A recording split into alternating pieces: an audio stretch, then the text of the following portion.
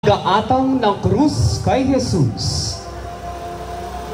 Nang matapos ang pagbasa ng hatol kay Jesus, iniatang na ang krus na sa lupa'y humihilahod, krus na yaoy mabigat, lumulubog sa balikat at lalo pang nakaragdag ang salat ng lahat ng tao.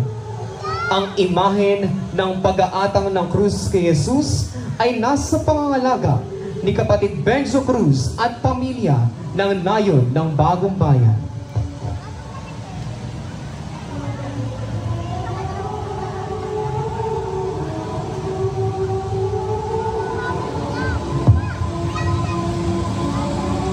Nuestro Padre Jesus Nazareno.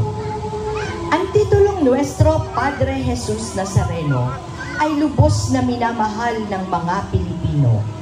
Sa ating pagtangkilik, lumaganap ang debosyon sa Panginoong nahihirapan.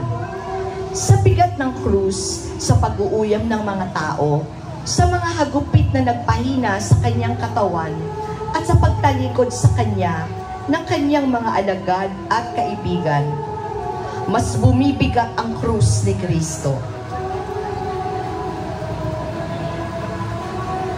Ang imahen ng Nuestro Padre Jesus Nazareno ay nasa pangangalaga ng pamilya ng yumaong Pedrito Santos.